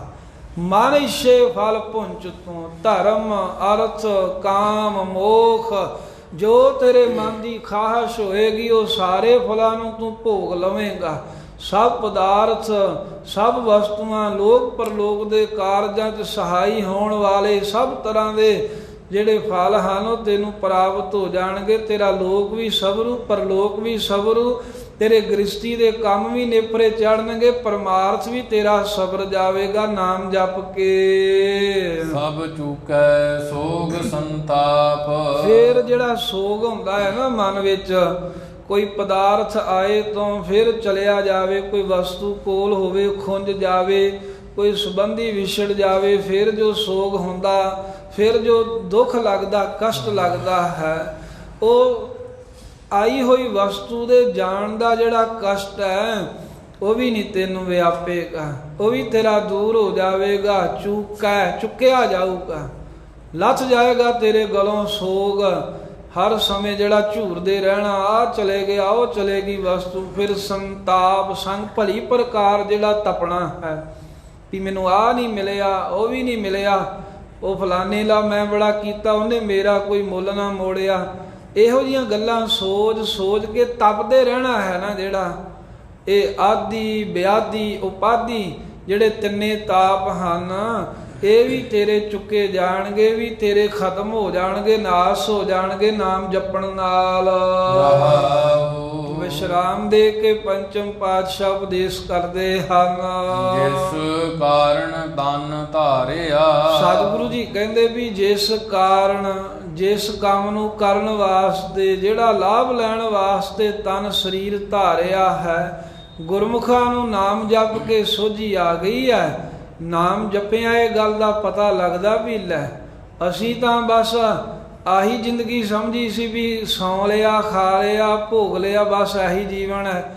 ਕਹਿੰਦੇ ਅਸਲ ਵਿੱਚ ਜਿਸ ਕਾਰਨ ਤਨ ਧਾਰਿਆ, ਜਿਸ ਕਰਕੇ ਸਰੀਰ ਮਿਲਿਆ ਸੀ, ਮਨੁੱਖਾ ਜਨਮ ਲੈ ਕੇ ਆਏ ਸੀ, ਗੁਰਮੁਖਾਂ ਨੇ ਜਾਣ ਲਿਆ ਹੈ। ਸੋ ਪ੍ਰਭ ਡਿਠਾ ਨਾਲ। ਕਹਿੰਦੇ ਨਾਮ ਜਪ ਕਰਕੇ ਸੋ ਪ੍ਰਭ ਡਿਠਾ ਨਾਲ, ਉਹ ਪ੍ਰਭੂ ਗੁਰਮੁਖ ਜਨਾਂ ਨੇ ਆਪਣੇ ਨਾਲ ਅੰਗ ਸੰਗ ਹੀ ਵਸਦਾ ਵੇਖ ਲਿਆ। ਕਹਿੰਦੇ ਵੀ ਇਹ ਮਾਲਕ ਨੂੰ ਮਿਲਣ ਵਾਸਤੇ ਜਨਮ ਮਿਲਿਆ ਸੀ, ਉਹ ਪਾਤਸ਼ਾਹ ਦੀ ਪ੍ਰਾਪਤੀ ਕਰਨੀ ਸੀ। ਉਹਨੇ ਇੱਕ ਬੰਨੇ ਪਦਾਰਥ ਰੱਖ ਦਿੱਤੇ, ਬਹੁਤ ਕੁਝ ਰੱਖਤਾ, ਤਮਾਸ਼ੇ ਰੱਖਤੇ, ਸੰਬੰਧੀ ਫਿਰ ਵਕਾਰ, ਇੱਕ ਪਾਸੇ ਆਪ ਖਲੋ ਗਿਆ ਕਿ ਵੀ ਵੇਖਦਾ ਹੈ ਵੀ ਇਹ ਮੇਰੇ ਵੱਲ ਆਉਂਦੇ ਹਨ ਜਾਂ ਇਹਨਾਂ ਵੱਲ ਜਾਂਦੇ ਹਨ। ਕਹਿੰਦੇ ਬਹੁਤੇ ਤਾਂ ਪਦਾਰਥਾਂ ਤੀਕ ਹੀ ਸੀਮਤ ਰਹੇ, ਉਹ ਤੋਂ ਅੱਗੇ ਪਰਮੇਸ਼ਰ ਸੀ ਉੱਥੇ ਨਹੀਂ ਪਹੁੰਚੇ। ਪਰ ਗੁਰਮੁਖਾਂ ਨੂੰ ਇਹ ਸਮਝ ਆ ਗਈ ਵੀ ਇਹ ਪਦਾਰਥ, ਇਹ ਵਸਤੂਆਂ, ਇਹ ਤਾਂ ਐਵੇਂ ਹੀ ਹੈ, ਇਹ ਤਾਂ ਮਗਰ ਆਉਣਗੀਆਂ ਸਾਰੀਆਂ ਪਰਛਾਵੇਂ ਦੇ ਵਾਂਗ। ਪਰਛਾਵੇਂ ਨੂੰ ਫੜਨ ਦੀ ਲੋੜ ਨਹੀਂ, ਜਿਹਦਾ ਪਰਛਾਵਾਂ ਬਣਦਾ ਕਹਿੰਦੇ ਵੀ ਉਹਦੇ ਨਾਲ ਹੀ ਜੁੜ ਜਾਓ, ਫਿਰ ਚਾਨਣ ਹੀ ਹੋਵੇਗਾ। ਮਾਲਕ ਦੇ ਨਾਲ ਜੁੜੋ, ਪਦਾਰਥ ਆਪਣੇ ਆਪ ਆ ਜਾਂਦੇ ਆ। ਜਿਵੇਂ ਸਾਧ ਸੰਗਤ ਰੇਤੇ ਦੇ ਵਿੱਚ ਵਸਤੂਆਂ, ਲੋਹੇ ਦੇ ਟੁਕੜੇ ਜੇ ਖਿਲਰੇ ਹੋਣ ਨਾ, ਚੁੰਬਕ ਲੈ ਕੇ ਉਹਦੇ ਵਿੱਚ ਫੇਰ ਦੋ, ਆਪਣੇ ਆਪ ਹੀ ਉਹਦੇ ਨਾਲ ਆਣ ਜੁੜਦੇ ਨੇ। ਇਸੇ ਹੀ ਪ੍ਰਕਾਰ ਜੋ ਸਾਡੇ ਦਾਣੇ, ਜੋ ਸਾਡੇ ਕਰਮਾਂ ਦੀ ਪ੍ਰਲਬਧ ਹੈ, ਇਹ ਤਾਂ ਆਪਣੇ ਆਪ ਹੀ ਆ ਜਾਣੀ ਹੈ ਜਦੋਂ ਅਸੀਂ ਪਰਮੇਸ਼ਰ ਦੇ ਨਾਮ ਦੇ ਨਾਲ ਜੁੜ ਗਏ, ਜਦੋਂ ਮਾਲਕ ਦੇ ਪ੍ਰੇਮ ਵਿੱਚ ਜੁੜ ਗਏ। ਤੇ ਧੰਨ ਗੁਰੂ ਅਰਜਨ ਦੇਵ ਸਾਹਿਬ ਜੀ ਕਹਿੰਦੇ ਵੀ ਗੁਰਮੁਖਾਂ ਨੂੰ ਇਹ ਸਮਝ ਆ ਗਈ ਵੀ ਉਹ ਮਨੁੱਖਾ ਜਨਮ ਜਿਸ ਕਰਕੇ ਅਸੀਂ ਧਾਰਿਆ ਸੀ, ਉਹ ਪਰਮੇਸ਼ਰ ਹੁਣ ਨਾਮ ਜਪਣ ਕਰਕੇ ਅਸੀਂ ਆਪਣੇ ਨਾਲ ਹੀ ਅੰਗ ਸੰਗ ਹੀ ਵਸਦਾ ਵੇਖ ਲਿਆ ਏ। ਜਲ ਥਲ ਮਹੀਲ ਪੂਰਿਆ। ਮਹਾਰਾਜ ਉਹ ਕਿੱਥੇ ਕਿੱਥੇ ਵਸਦਾ ਹੈ, ਜਿਹਦੇ ਤੁਸੀਂ ਕਹਿੰਦੇ ਅੰਗ ਸੰਗ ਹੀ ਵਸਦਾ ਜਾਂ ਹੋਰ ਕਿਤੇ?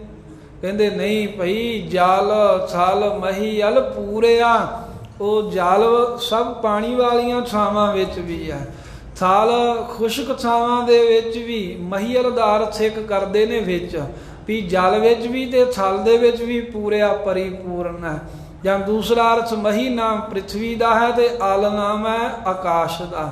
ਵੀ ਵਾਹਿਗੁਰੂ ਐਸਾ ਵਿਆਪਕ ਪਰਿਪੂਰਨ ਹੈ, ਸਭ ਪਾਣੀ ਵਾਲੀਆਂ ਥਾਵਾਂ ਵਿੱਚ, ਥਲ ਖੁਸ਼ਕ ਥਾਵਾਂ ਵਿੱਚ, ਗੱਲ ਕੀ ਸਾਰੀ ਮਹੀ ਪ੍ਰਿਥਵੀ ਦੇ ਵਿੱਚ ਤੇ ਅਲ ਆਕਾਸ਼ ਤੀਕਰ ਵਾਹਿਗੁਰੂ ਪੂਰਿਆ ਪਰਿਪੂਰਨ ਹੋ ਰਿਹਾ। ਫਿਰ ਇਹ ਤਾਂ ਸਭ ਕੁਝ ਜੜ ਹੈ, ਪਰ ਉਹ ਮਾਲਕ ਆਪ ਚੇਤਨ ਸਰੂਪ ਹੈ, ਸਭ ਦੇ ਵਿੱਚ ਵਿਆਪਕ ਹੈ। ਪ੍ਰਭ ਆਪਣੀ ਨਦਰ ਨਿਹਾਲ। ਉਹ ਪ੍ਰਭੂ ਪਰਮੇਸ਼ਰ ਆਪ ਹੀ ਆਪਣੀ ਨਦਰ ਦਇਆ ਦ੍ਰਿਸ਼ਟੀ ਜਿਨ੍ਹਾਂ ਦੇ ਉੱਤੇ ਕਰ ਦਿੰਦਾ, ਉਹ ਜੀਵ ਨਿਹਾਲ ਨਿਹਾਲ ਦੁੱਖਾਂ ਤੋਂ ਰਹਿਤ ਹੋ ਜਾਂਦੇ ਹਨ। ਜਾਂ ਪਾਤਸ਼ਾਹ ਕਹਿੰਦੇ ਉਸ ਪ੍ਰਭੂ ਨੂੰ ਅਸੀਂ ਜੋ ਸਭ ਥਾਵਾਂ ਦੇ ਪੂਰਨ ਹੈ, ਆਪਣੀ ਨਦਰ ਕੀ ਆ ਅੱਖਾਂ ਦੇ ਨਾਲ ਨਿਹਾਲ ਵੇਖ ਲਿਆ ਵੀ ਉਹ ਤਾਂ ਜਲ ਵਿੱਚ, ਥਲ ਵਿੱਚ, ਪ੍ਰਿਥਵੀ 'ਚ, ਆਕਾਸ਼ 'ਚ, ਅੰਗ ਸੰਗ ਸਾਰੇ ਥਾਵਾਂ ਤੇ ਹੀ ਵਿਆਪਕ ਹੋ ਰਿਹਾ ਹੈ। ਜਾਂ ਤੀਸਰਾ ਭਾਵ ਪ੍ਰਭ ਆਪਣੀ ਨਦਰ ਨਿਹਾਲ, ਉਹ ਪ੍ਰਭੂ ਆਪਣੀ ਨਦਰ ਦੇ ਨਾਲ ਹੀ ਸਭ ਕਿਸੇ ਨੂੰ ਵੇਖ ਰਿਹਾ ਹੈ, ਚੰਗੇ ਮੰਦੇ ਕਰਮ ਸਾਡੇ ਤੱਕ ਰਿਹਾ ਹੈ। ਮਨ ਤਨ ਨਿਰਮਲ ਹੋਇਆ। ਪਾਤਸ਼ਾਹ ਜੀ ਕਹਿੰਦੇ ਵੀ ਉਹਨਾਂ ਦਾ ਮਨ ਪਾਪਾਂ ਦੇ ਖਿਆਲ ਚਿਤਵਣ ਵੱਲੋਂ, ਵਿਕਾਰਾਂ ਦੇ ਸੰਕਲਪ ਉਠਾਉਣ ਵੱਲੋਂ ਨਿਰਮਲ ਹੋ ਗਿਆ। ਤਨ ਜਿਹੜਾ ਹੈ ਉਹ ਪਾਪ ਕਰਮ ਭੋਗਣ ਵੱਲੋਂ, ਕਿਸੇ ਦੇ ਨਾਲ ਬੁਰਾ ਵਰਤਾਅ ਕਰਨ ਵੱਲੋਂ ਨਿਰਮਲ ਹੋ ਗਿਆ। ਭਾਵ ਮਨ ਦੇ ਵੀ ਪਾਪ ਦੂਰ ਹੋ ਗਏ, ਤਨ ਦੇ ਵੀ ਪਾਪ ਉਹਨਾਂ ਦੇ ਸਾਰੇ ਹੀ ਦੂਰ ਹੋ ਗਏ। ਲਾਗੇ ਸਾਚ ਪ੍ਰੀਤ। ਜਿਨ੍ਹਾਂ ਦੀ ਸੱਚੇ ਵਾਹਿਗੁਰੂ ਦੇ ਨਾਮ ਜਪਣ 'ਚ ਪ੍ਰੀਤ ਲੱਗੀ ਆ, ਜਿਨ੍ਹਾਂ ਦਾ ਪ੍ਰੇਮ, ਜਿਨ੍ਹਾਂ ਦਾ ਇਸ਼ਕ ਰੱਤੇ ਇਸ਼ਕ ਖੁਦਾਏ, ਜਿਹੜੇ ਖੁਦਾ ਦੇ ਇਸ਼ਕ ਵਿੱਚ ਰੰਗੇ ਗਏ ਹਨ। ਕਿਉਂਕਿ ਪਾਤਸ਼ਾਹ ਦਾ ਬਚਨ ਸਾਜ ਕਹੋ ਸੁਨ ਲਿਓ ਸਭੈ, ਜਿਨ ਪ੍ਰੇਮ ਕੀਓ ਤਿਨ ਹੀ ਪ੍ਰਭ ਪਾਇਓ। ਇੱਥੇ ਪ੍ਰੇਮ ਪ੍ਰਭੂ ਨਾਲ ਕਰਨ ਦੀ ਗੱਲ ਹੈ ਕਿ ਜਿਨ੍ਹਾਂ ਨੇ ਪਰਮੇਸ਼ਰ ਨਾਲ ਪ੍ਰੇਮ ਕੀਤਾ ਹੈ। ਕਈ ਲੋਕ ਆਪਣੇ ਹਿਸਾਬ ਦੇ ਪੁੱਠੇ ਜਿਹੇ ਅਰਥ ਕੱਢ ਕੇ ਉਹ ਸਰੀਰਾਂ ਦੀ ਖਿੱਚ ਨੂੰ ਵੀ ਪ੍ਰੇਮ ਹੀ ਦੱਸੀ ਜਾਂਦੇ ਆ। ਉਹ ਤਾਂ ਮੋਹ ਆਪਣੇ ਸਵਾਰਥ ਵਾਸਤੇ ਹੁੰਦਾ, ਜੇ ਸਵਾਰਥ ਪੂਰਾ ਹੋਵੇ ਤਾਂ ਉਹ ਵੀ ਮੋਹ ਚੰਗਾ ਮੰਨਦੇ ਆ। ਜਦੋਂ ਸਵਾਰਥ ਨਾ ਪੂਰਾ ਹੋਵੇ ਤਾਂ ਫਿਰ ਉੱਥੇ ਹੀ ਲੜਾਈ, ਕਲੇਸ਼, ਝਗੜੇ, ਮਾਰ ਕੁਟਾਈ ਸਭ ਕੁਝ ਹੁੰਦਾ। ਪਰ ਪਰਮੇਸ਼ਰ ਦਾ ਪ੍ਰੇਮ ਇਹ ਹੈ ਜਿਹਨੇ ਇਕਰਾ ਕਰ ਲਿਆ, ਰੱਤੇ ਇਸ਼ਕ ਖੁਦਾਏ ਰੰਗ ਦੀਦਾਰ ਕੇ, ਉਹ ਵਾਹਿਗੁਰੂ ਦੇ ਦਰਸ਼ਨਾਂ ਦੇ ਰੰਗ ਵਿੱਚ ਰੰਗੇ ਰਹਿੰਦੇ ਹਨ ਸਦਾ। ਉਹਦਾ ਪਰਮੇਸ਼ਰ ਦੇ ਉੱਤੋਂ ਆਪਾਂ ਕੁਰਬਾਨ ਕਰ ਦਿੰਦੇ ਹਨ। ਉਹ ਆਪਣਾ ਸਾਰਾ ਕੁਝ ਵਾਹਿਗੁਰੂ ਤੋਂ ਵਾਰਨੇ ਕਰ ਦਿੰਦੇ ਨੇ ਜਿਨ੍ਹਾਂ ਨੂੰ ਅੰਦਰੋਂ ਪ੍ਰੇਮ ਹੈ। ਜੇ ਸਤਿਗੁਰੂ ਸਾਹਿਬ ਜੀ ਕਹਿੰਦੇ ਜਿਨ੍ਹਾਂ ਦੀ ਉਹ ਸੱਚੇ ਨਾਲ ਪ੍ਰੀਤੀ ਲੱਗ ਗਈ, ਜਿਨ੍ਹਾਂ ਦਾ ਲਗਾਵ ਵਾਹਿਗੁਰੂ ਨਾਲ ਲੱਗ ਗਿਆ, ਜਿਨ੍ਹਾਂ ਦੇ ਖਿਆਲਾਂ 'ਚ ਪਰਮੇਸ਼ਰ ਹੈ, ਸੁਪਨੇ ਹੂੰ ਬਰੜਾਏ ਕੈ ਜਿਹੇ ਮੁਖ ਨਿਕਸੈ ਰਾਮ, ਜਿਨ੍ਹਾਂ ਦੇ ਮੂੰਹ ਦੇ ਵਿੱਚੋਂ ਸੁਪਨੇ 'ਚ ਵੀ ਰਾਮ ਪਰਮੇਸ਼ਰ ਦਾ ਨਾਮ ਨਿਕਲਦਾ ਹੈ, ਦਿਨੇ ਵੀ ਜਿਹੜੇ ਉਸ ਵਾਹਿਗੁਰੂ ਦੇ ਨਾਮ ਨੂੰ ਜਪਦੇ ਹਨ, ਕੰਮ ਕਰਦੇ ਆ ਜਿਨ੍ਹਾਂ ਨੂੰ ਰੱਬ ਚੇਤੇ ਹੈ, ਖਾਂਦੇ ਆ ਵਾਹਿਗੁਰੂ ਚੇਤੇ ਹੈ, ਜਿਨ੍ਹਾਂ ਨੂੰ ਸੌਂਦੇ ਆ ਰੱਬ ਨਹੀਂ ਭੁੱਲਦਾ, ਉਹ ਅਸਲ ਪ੍ਰੇਮ ਹੈ। ਤੇ ਜਿਨ੍ਹਾਂ ਦੀ ਸੱਚ ਨਾਲ ਪ੍ਰੀਤ ਲੱਗੀ ਆ, ਉਹ ਮਨ ਤਨ ਕਰਕੇ ਨਿਰਮਲ ਹੋ ਗਏ ਹਨ, ਸ਼ੁੱਧ ਹੋ ਗਏ ਹਨ ਜੀਵਨ ਵਿੱਚ। ਚਰਨ ਭਜੇ ਪਾਰ ਬ੍ਰਹਮ ਕੇ। ਪਾਤਸ਼ਾਹ ਜੀ ਕਹਿੰਦੇ ਜਿਨ੍ਹਾਂ ਗੁਰਸਿੱਖਾਂ ਨੇ, ਜਿਨ੍ਹਾਂ ਜੀਵਾਂ ਨੇ ਪਾਰ ਬ੍ਰਹਮ ਜੋ ਪਾਪਾਂ ਪੁੰਨਾਂ ਤੋਂ ਪਰੇ ਵਿਆਪਕ ਵਾਹਿਗੁਰੂ ਹੈ, ਉਸ ਵਾਹਿਗੁਰੂ ਦੇ ਚਰਨਾਂ ਨੂੰ ਭਜੇ ਭਜਣਾ ਕੀਤਾ, ਮਾਲਕ ਦੇ ਚਰਨਾਂ ਨੂੰ ਸਰੇਵਣਾ ਕੀਤਾ ਹੈ। ਭਾਵ ਚਿੱਤ ਚਰਨ ਨਾਮ, ਜਿਹੜਾ ਚਿੱਤ ਵਿੱਚ ਵਾਹਿਗੁਰੂ ਦਾ ਨਾਮ ਵਸਾਉਣਾ ਹੈ, ਇਹੀ ਵਾਹਿਗੁਰੂ ਦੇ ਚਰਨਾਂ ਦਾ ਸੇਵਨ ਕਰਨਾ। ਜਿਨ੍ਹਾਂ ਨੇ ਵੀ ਐਸਾ ਕੀਤਾ ਏ, ਸਭ ਜਪ ਤਪ ਤਿਨ ਹੀ ਕੀਤ। ਮਨੋਂ ਵੀ ਸਾਰੇ ਜਪ ਤਪ ਵੀ ਉਹਨਾਂ ਨੇ ਕੀਤ ਕਰ ਲਏ ਹੈ। ਭਾਵੇਂ ਕਿ ਇਹ ਜਪ ਮੂੰਹ ਦੇ ਨਾਲ ਜੋ ਵੀ ਬੋਲ ਕੇ ਦੇਵਤਿਆਂ ਦੇ ਦੱਸੇ ਮੰਤਰਾਂ ਦੇ ਜਾਪ ਕਰਨੇ, ਤਪ ਸਰੀਰ ਕਰਕੇ ਤਪ ਤਾਉਣੇ, ਇਹ ਤਾਂ ਪਹਿਲੀ ਗੱਲ ਪੁਰਾਣੇ ਲੋਕ ਕਰ ਲੈਂਦੇ ਸਨ। ਸਰੀਰ ਤਗੜੇ ਸੀ, ਤਪ ਕਰਨੇ ਕਿਤੇ ਸੌਖੇ ਪਏ ਆ। ਫਿਰ ਜੇ ਉਹ ਕਰ ਵੀ ਲੈਂਦੇ ਸਨ ਤਾਂ ਕਈ ਹੰਕਾਰ ਵਿੱਚ ਹੀ ਮਾਰੇ ਜਾਂਦੇ। ਹੁਣ ਕਲਯੁਗ ਦੇ ਵਿੱਚ ਇੱਕ ਤਾਂ ਸਰੀਰ ਤਗੜੇ ਨਹੀਂ ਵੀ ਜਿਹੜਾ ਕੋਈ ਇਹ ਤਪ ਕਰ ਲੈਣ। ਹੁਣ ਕੋਈ ਆਖੇ ਵੀ ਬਈਏ ਅਸੀਂ 26 ਸਾਲ ਬੰਦਗੀ ਕਰੀਏ, ਇੰਨਾ ਸਰੀਰ ਹੀ ਨਹੀਂ ਤਗੜਾ। ਲੋਕਾਂ ਦਾ ਮਨ ਠਹਿਰਦਾ ਹੀ ਨਹੀਂ, ਕਮਰੇ 'ਚ ਬੈਠੇ ਨਿਤਨੇਮ ਕਰਦੇ ਹੋਈਏ, ਬਾਣੀ ਪੜ੍ਹਦੇ, ਬਾਹਰ ਕੋਈ ਆਵਾਜ਼ ਆਵੇ ਤਾਂ ਮਨ ਕਹਿੰਦਾ ਵੀ ਪਤਾ ਨਹੀਂ ਮੈਂ ਅੰਦਰ ਬੈਠਾ ਹੈ, ਬਾਹਰ ਉਹਨਾਂ ਨੇ ਕੀ ਪੰਡਾਂ ਪਾ ਲੈਣੀਆਂ ਜੇ ਮੈਂ ਅੰਦਰ ਬੈਠਾ ਰਿਹਾ। ਮਨ ਬਾਹਰ ਹੀ ਹੁੰਦਾ, ਸਰੀਰ ਅੰਦਰ ਹੁੰਦਾ। ਅਖੰਡ ਪਾਠ ਸਾਹਿਬ ਰਖਾਉਂਦੇ ਹੀ ਆ ਲੋਕ, ਘਰਾਂ 'ਚ ਸਹਿਜ ਪਾਠ ਰੱਖੇ ਜਾਂਦੇ ਆ। ਪਾਠ ਆਰੰਭ ਹੋ ਗਿਆ, ਸਾਰੇ ਹੀ ਬਾਹਰ ਮਿਲ ਕੇ ਗੱਪਾਂ ਮਾਰਦੇ, ਰੌਲਾ ਪਾਉਂਦੇ ਨੇ, ਅੰਦਰ ਭਾਈ ਸਾਹਿਬ ਇਕੱਲੇ ਹੀ ਹੁੰਦੇ ਆ। ਮਨ ਨਹੀਂ ਨਾ ਕਾਇਮ ਰਿਹਾ, ਮਹਾਰਾਜ ਸਾਹਿਬ ਦੀ ਬਾਣੀ ਵੱਲ ਉਹਨਾਂ ਦਾ ਧਿਆਨ ਨਹੀਂ ਨਾ ਰਿਹਾ, ਬਸ ਬਾਹਰ ਨੂੰ ਭਜੂ ਕਰਦੇ। ਕਿੰਨੀਆਂ ਲੜੀਆਂ ਚੱਲਦੀਆਂ, ਰੋਜ਼ ਸਾਧ ਸੰਗਤ ਹਜ਼ਾਰਾਂ ਹੀ ਅਖੰਡ ਪਾਠ ਆਰੰਭ ਹੁੰਦੇ ਆ, ਹਜ਼ਾਰਾਂ ਦੇ ਹੀ ਭੋਗ ਪੈਂਦੇ ਆ, ਪਰ ਕੋਈ ਚਾਨੀ ਹੋਣਗੇ ਜਿਨ੍ਹਾਂ ਦੇ ਵਿੱਚ ਸਰੀਰ ਕਰਕੇ ਕੋਈ ਹਾਜ਼ਰੀ ਭਰਦਾ ਹੈ। ਬਹੁਤਾ ਦਾ ਕੰਮ ਇਵੇਂ ਹੀ ਚੱਲ ਰਿਹਾ, ਧੰਦਾ ਹੀ ਚੱਲ ਰਿਹਾ ਹੈ। ਸੋ ਸਤਿਗੁਰੂ ਮਹਾਰਾਜ ਸੱਚੇ ਪਾਤਸ਼ਾਹ ਕਹਿੰਦੇ ਵੀ ਇਹ ਤਪ, ਇਹ ਜਪ ਸਰੀਰ ਕਰਕੇ ਪਹਿਲੀ ਗੱਲ ਹੈ ਵੀ ਹੁਣ ਤਾਂ ਕੋਈ ਕਰ ਨਹੀਂ ਸਕਦਾ। ਇੱਥੇ ਤਾਂ ਹੁਣ ਨਾਮ ਜਪ ਲਓ ਤਾਂ ਨਾਮ ਜਪਣ ਦਾ ਹੀ ਲਾਭ ਹੈ, ਉਹ ਵੀ ਅਸੀਂ ਜਪਦੇ ਨਹੀਂ ਹੈ। ਵੀ ਜੇ ਸਾਨੂੰ ਤਾਂ ਕੋਈ ਜੱਗ ਕਰਨਾ ਪਵੇ, ਜੇ ਕੋਈ 5 ਧੂਣੀਆਂ ਤਾ ਕੇ ਵਿੱਚ ਬਹਿ ਕੇ ਤਪ ਕਰਨਾ ਪਵੇ, ਪਾਣੀ 'ਚ ਗਲਤੀ ਕਰ ਆਪਣੇ ਆਪ ਨੂੰ ਡੋਬਣਾ, ਪੁੱਠੇ ਲਟਕਣਾ, ਇਹ ਤੇ ਆਦਿਕ ਦੁੱਖ ਸਰਦੀ ਗਰਮੀ ਦੇ ਸਰੀਰ ਤੇ ਝੱਲਣੇ ਪੈਣ, ਤਾਂ ਫੇਰ ਤਾਂ ਅਸੀਂ ਕੁਝ ਵੀ ਨਾ ਕਰੀਏ, ਫੇਰ ਤਾਂ ਬਿਲਕੁਲ ਹੀ ਅਸੀਂ ਆਖੀਏ ਵੀ ਨਾ ਪਈ, ਕਿਉਂਕਿ ਸਰੀਰ ਹੀ ਨਹੀਂ ਸਾਡਾ ਇੰਨੇ ਜੋਗਾ। ਪਰ ਮਹਾਰਾਜ ਨੇ ਤਾਂ ਸਾਨੂੰ ਕੱਢ ਦਿੱਤਾ ਉਹਨਾਂ ਚੋਂ। ਕਹਿੰਦੇ ਨਾ ਤੁਹਾਨੂੰ ਦੇਵਤਿਆਂ ਦੇ ਜਾਪ ਕਰਨ ਦੀ ਲੋੜ ਹੈ। ਹੁਣ ਕਿਹੜੇ ਕਿਹੜੇ ਦੇਵਤੇ ਨੂੰ ਖੁਸ਼ ਕਰੋਗੇ? ਉਹਦਾ 33 ਕਰੋੜ ਹਨ, ਇੱਕ ਨੂੰ ਖੁਸ਼ ਕੀਤਾ ਬਾਕੀ ਨਾਰਾਜ਼। ਕਹਿੰਦੇ ਛੱਡੋ ਇਹੋ ਜਿਹੇ ਜਾਪ। ਤੇ ਫਿਰ ਤਪ ਮਹਾਰਾਜ ਕਹਿੰਦੇ ਉਹ ਵੀ ਕਰਨ ਦੀ ਲੋੜ ਨਹੀਂ, ਫਿਰ ਕਰਨਾ ਕੀ ਹੈ? ਕਹਿੰਦੇ ਵੀ ਤੂੰ ਇੰਨਾ ਹੀ ਹੈ, ਸੰਗਤ ਨਾਲ ਮਿਲ ਕੇ ਕਿਆ ਕਰ ਵਾਹਿਗੁਰੂ ਵਾਹਿਗੁਰੂ ਵਾਹਿਗੁਰੂ ਵਾਹਿਗੁਰੂ ਵਾਹਿਗੁਰੂ ਵਾਹਿਗੁਰੂ ਵਾਹਿਗੁਰੂ ਵਾਹਿਗੁਰੂ ਵਾਹਿਗੁਰੂ ਵਾਹਿਗੁਰੂ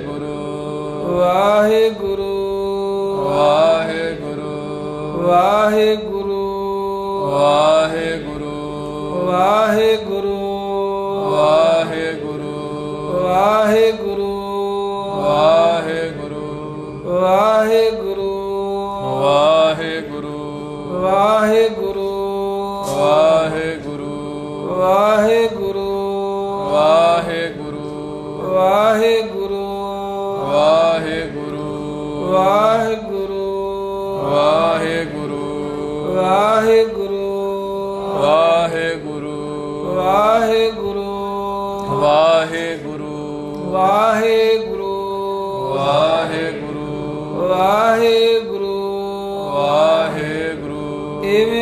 ਵਾਹਿਗੁਰੂ ਦਾ ਜਾਪ ਕਰ ਲਿਆ, ਜਿਹਨੇ ਪਰਮੇਸ਼ਰ ਦੇ ਚਰਨਾਂ ਦਾ ਸੇਵਨ ਕਰ ਲਿਆ, ਉਹਨੇ ਸਮਝ ਲਓ ਵੀ ਸਾਰੇ ਹੀ ਜਪ ਤਪ ਮਹਾਰਾਜ ਕਹਿੰਦੇ ਕਰ ਲਏ। ਉਹਨੇ ਸਾਰੇ ਹੀ ਜਿਹੜੇ ਸਾਧਨ ਹਨ, ਉਹਦੇ ਸਾਰੇ ਹੀ ਸਾਧਨ, ਇਹ ਸਾਰੇ ਹੀ ਸ਼ੁਭ ਕਰਮ ਨਾਮ ਜਪਣ ਦੇ ਨਾਲ ਹੀ ਹੋ ਗਏ। ਹੋਰ ਉਹਨੂੰ ਕੋਈ ਧੂਣੀਆਂ ਤਾਉਣ ਦੀ ਲੋੜ ਨਹੀਂ, ਹੋਰ ਕੋਈ ਜਲ ਧਾਰੇ, ਕੋਈ ਸਾਧਨ ਕਰਨ ਦੀ, ਹੋਰ ਕਸ਼ਟ ਝੱਲਣ ਦੀ, ਇੰਦਰੀਆਂ ਨੂੰ ਦੁੱਖ ਦੇਣ ਦੀ, ਇਹੋ ਜਿਹੀ ਕੋਈ ਕਰਮ ਦੀ ਲੋੜ ਨਹੀਂ ਹੈ ਜਿਨ੍ਹਾਂ ਨੇ ਪਰਮੇਸ਼ਰ ਦਾ ਸਿਮਰਨ ਕਰ ਲਿਆ ਹੈ। ਰਤਨ ਜਵੇ ਹਰ ਮਾਣਿਕਾ, ਫਿਰ ਨਾਮ ਕੈਸਾ ਹੈ? ਜਿਵੇਂ ਕਹਿੰਦੇ ਨਾ ਵੀ ਰਤਨ ਬਹੁਤ ਅਮੋਲਕ ਹੈ, ਜਵੇਹਰਾਂ ਦਾ ਕੋਈ ਮੁੱਲ ਨਹੀਂ, ਮਾਣਕ ਜਿਹੜੇ ਬੜੇ ਅਮੋਲਕ ਹੁੰਦੇ ਹਨ। ਕਹਿੰਦੇ ਵੀ ਐਸਾ ਹੀ ਪਰਮੇਸ਼ਰ ਦਾ ਨਾਮ ਹੈ, ਇਹ ਤਾਂ ਫਿਰ ਵੀ ਮੁੱਲ ਮਿਲ ਜਾਂਦੇ ਆ, ਪਰ ਵਾਹਿਗੁਰੂ ਦਾ ਨਾਮ ਕਿਸੇ ਦੁਨਿਆਵੀ ਮੁੱਲ ਦੇ ਨਾਲ ਵੀ ਪ੍ਰਾਪਤ ਨਹੀਂ ਹੁੰਦਾ। ਅੰਮ੍ਰਿਤ ਹਰਿ ਕਾ ਨਾਉ, ਉਹ ਹਰੀ ਪਰਮੇਸ਼ਰ ਦਾ ਨਾਮ ਅੰਮ੍ਰਿਤ ਹੈ। ਅੰਮ੍ਰਿਤ ਮਿਰਤੂ ਤੋਂ ਰਹਿਤ ਹੀ ਕਰ ਦਿੰਦਾ ਹੈ। ਵਾਹਿਗੁਰੂ ਦਾ ਨਾਮ ਰਤਨ ਹੈ। ਰਤਨ ਕੀ ਹੈ? ਵੈਰਾਗ। ਵੈਰਾਗ ਵੀ ਪਰਮੇਸ਼ਰ ਦੇ ਨਾਮ ਦੇ ਵਿੱਚੋਂ ਹੀ ਪ੍ਰਾਪਤ ਹੋ ਜਾਂਦਾ ਹੈ। ਅਤੇ ਜਵੇਹਰ ਕੀ ਹੈ? ਗਿਆਨ ਹੋਣਾ। ਗਿਆਨ ਵੀ ਨਾਮ ਜਪਣ ਵਾਲੇ ਨੂੰ ਪ੍ਰਾਪਤ ਹੋ ਜਾਂਦਾ ਹੈ। ਮਾਣਕ ਕੀ ਹੈ? ਸਾਧ ਸੰਗਤ ਭਗਤੀ, ਜਿਹਦੇ ਕਰਕੇ ਗਿਆਨ ਹੁੰਦਾ।